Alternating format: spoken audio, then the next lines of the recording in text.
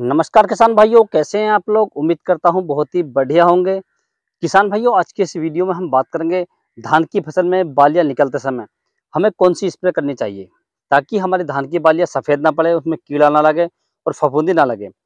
अक्सर आपने देखा होगा किसान भाइयों, जब हमारी धान की फसल निकलती है तो उस समय छोटे छोटे कीट जैसे टेढ़ा है, पंखी है या गंदे कीट है, बहुत सारे कीट होते हैं जो हमारी धान की जो बालियां निकलती है, बाली के अंदर जो रस होता है किसान भाइयों, उसे हाथों हाथ चूसते रहते हैं, जिसके कारण हमारी बाली जैसे आज निकली है तो 2 दिन के बाद सफ़ेद पड़ जाती है।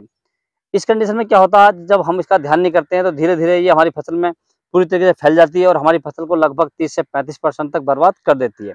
तो किसान भाइयों, इस समस्या को रोकने के लिए हमें अपने धान की फसल में कौन-सी दवा लगानी चाहिए, कितनी मात्रा में लगानी चाहिए और किस समय लगानी चाहिए, इसकी पूरी जानकारी मैं आपको इस वीडियो के माध्यम से दूँगा। तो आप वीडियो को पूरा देखें, अंत तक देखें ताकि आपको सही जानकारी प्राप्त हो सके। और जो किसान भाई चैनल पर पहली बार आएँ, उनसे छोटी-सी रिक्वेस्ट है कि वीडियो को लाइक करें, चैनल को सब्सक्राइब कर लें और पास वाली घंटी को भी दबा दें, ताकि हमारे आने वाले ऐसे ही नए वीडियो आपको सबसे पहले प्राप्त होते रहें।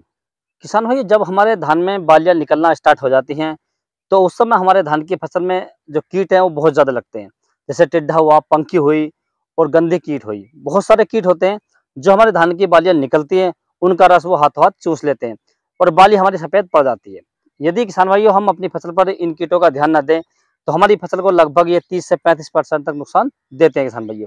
और अंत में जाके किसान भाइयों हमारी जो फसल है उसकी पैदावार है वो बहुत कम हो जाती है।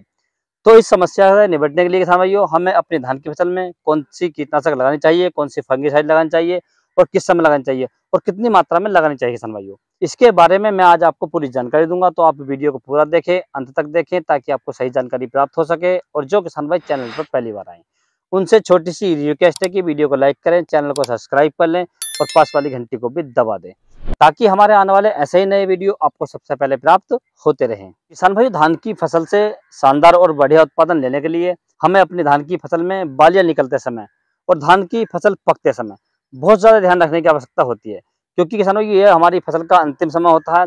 और यदि हम इस समय अपनी फसल में ध्यान कर लेते हैं तो हम बहुत बड़े नुकसान से बच जाते हैं किसान भाइयों। क्योंकि यदि हम इस समय अपनी फसल में ध्यान नहीं देंगे तो हमारी फसल में जो कीट है वो लग जाएंगे, फंगस लग जाएगी और हमारी फसल की पैदावार लगभग 40 से 50% तक कम हो जाएगी किसान भाइयों। यदि हम इसका ध्यान दे लेते हैं तो हमारी पैदावार लगभग 40 से 50% बढ़ जाती है किसान भाइयों।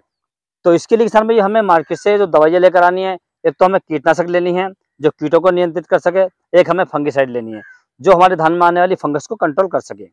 तो इसके लिए किसान भाइयों जो कीटनाशक आपको लेनी है, आप लैम्डा सेहलियोथिन ले सकते हैं जो 5% वाला आता है, लिक्विड में आता है। इसकी यदि हम डोज की बात करें तो आपको लगभग 250 ml प्रति एकड़ लेना है किसान भाइयों। यदि आपको लैम्डा सेहलियोथिन नहीं मिलता है तो आप थायोमिथोक्सम ले सकते हैं 25% वाला।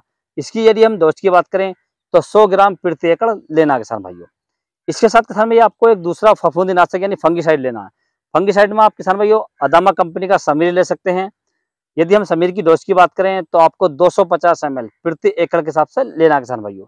यदि आपको अदामा का समीर नहीं मिलता किसान भाइयों तो आप इसके स्थान पर सिजेंटा कंपनी का एम स्टार ले सकते हैं किसान भाइयों। एम स्टार की यदि हम डोज की बात करें तो आपको 100 ml प्रति एकड़ लेना है किसान भाइयों। अब इन दोनों को आप लेकर अच्छे से मिक्स कर लें और मिक्स करने के बाद आप अपनी फसल में इसका स्प्रे कर दें किसान भाइयों। स्प्रे करते समय एक बात का विशेष ध्यान रखें, जिस समय आप इसका स्प्रे करें आपकी फसल में पानी नहीं होना चाहिए और फसल में पर्याप्त नमी होनी चाहिए किसान भाइयों। दूसरा किसान भाई, जब भी आप इसका स्प्रे करें तो आप लगभग सुबह को 10 बजे के बाद करें ताकि हमारे खेत में ओस ना हो। यदि हम इसका स्प्रे ओस में करेंगे तो हमें इसके अच्छे रिजल्ट नहीं मिलेंगे किसान भाइयों। और किसान भाई, स्प्रे करने का जो सही समय है, जब आपके धान की फसल में लगभग 4 से 5% बालियां निकल आए, यानी हमें इक्का दुक्का बाली दिखाई दे जाए, तो उस समय हमें इसका स्प्रे करना चाहिए किसान भाइयों। यदि हम इससे पहले स्प्रे करेंगे तो हमारी फसल में ये काम नहीं करेगा, क्योंकि जब स्प्रे कर देंगे पहले बाली निकलेगी नहीं तो ये दवाई हमारी वेस्ट हो जाएगी। और यदि हम इसके बाद स्प्रे करेंगे लगभग जब हमारी फसल आधी निकल आएगी तो हमारी दवाई का कोई फायदा नहीं होगा।